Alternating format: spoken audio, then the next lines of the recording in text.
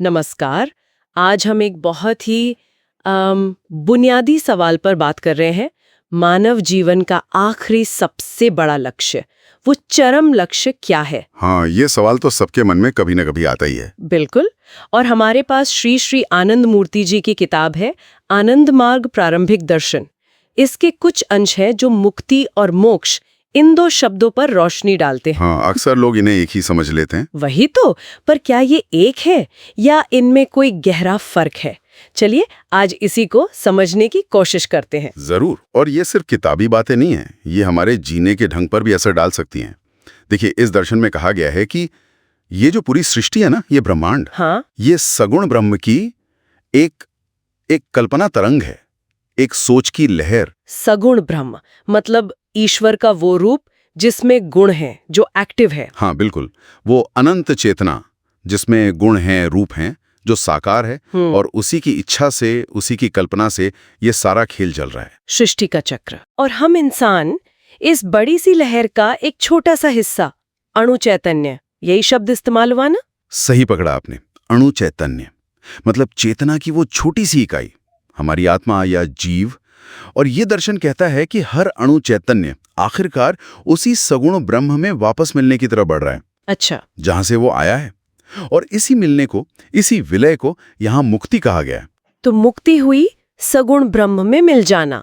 किताब में वो पानी की बूंद वाला उदाहरण है, वो थोड़ा और खोलेंगे? क्या मतलब है कि हमारा अपना अस्तित्व खत्म हो जाता है? हाँ, वो उदाहरण बड़ा अच्छा है। सोचिए, पानी की एक बूंद है, उसे आपने ग्लास के पानी में डाला। अब क्या हुआ? वो बूंद रही नहीं ना, वो तो ग्लास का पानी बन गई, उसका अपना अलग वजूद खत्म, वो उस बड़े पानी का हिस्सा बन गई। ठीक है। इसी तरह ये दर्शन कहता है कि मुक्ति में वो अणु चैतन्य, वो व्यक्ति सगुण ब्रह्म में मिलकर अपना अलग अस्तित्व खो देता है। वो खुद सगुण ब्रह्म बन जाता है। हाँ, उसी का अंश बन जाता है, उस अनंत ज्ञान सत्ता का हिस्सा। लेकिन यहाँ एक बड़ा दिलचस्प मोड़ है। आपने कहा कि सृष्टि का मकसद सिर्फ अस्थाई विलय नहीं है, कुछ और भी बड़ा है। और किताब भी कहती है कि ये मुक्ति परम लक्ष्य नहीं है। हाँ। ये बात थोड़ी चौंकाती है। आमतौर पर तो हम यही सोचते हैं ना कि ईश्वर में मिल जाना ही सब कुछ है। तो फिर ये अस्थाई क्यों है?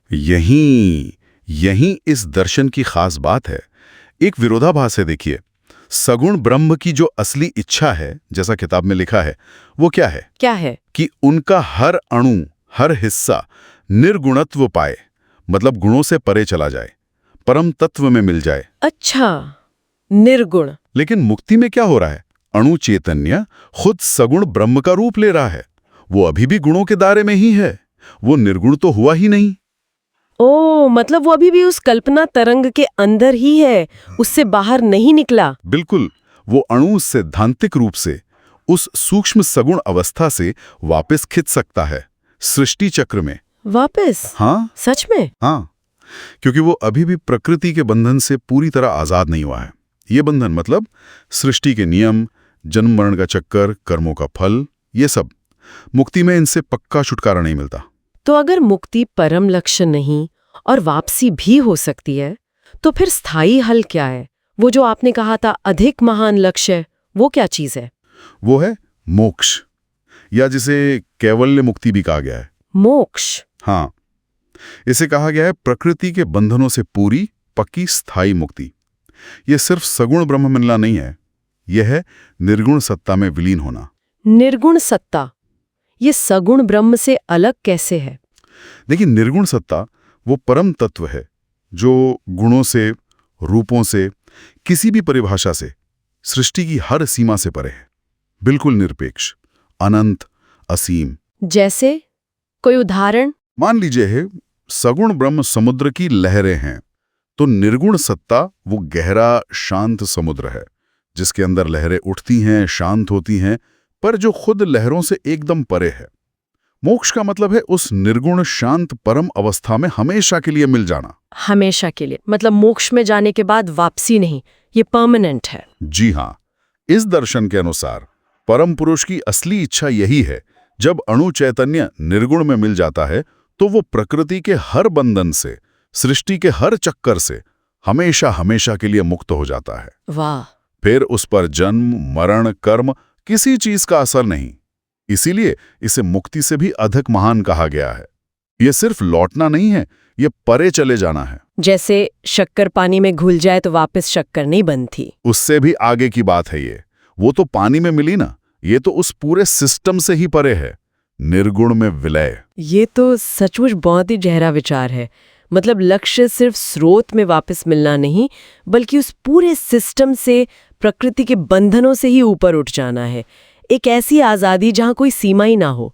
कमाल है। हाँ, तो संक्षेप में यही बात है। ये दर्शन हमें मुक्ति, जो सगुण ब्रह्म में एक अस्थायी विलय है जहाँ गुण बाकी रहते हैं, और मोक्ष, जो निर्गुण सत्ता में स्थायी विलय है जहाँ प्रकृति के सारे बंधन टूट जाते हैं, परम मुक्ति मिलती है। इन दोनों के बीच का फर्क समझाता है, और ये इंसान के लिए एक बहुत ऊंचा, बहुत आशावादी लक्ष्य दिखाता है, सिर्फ मिल जाने से कहीं ज्यादा। तो इस गहरी चर्चा को यहाँ रोकते हैं, लेकिन एक सवाल छोड़ जाते हैं सबके लिए।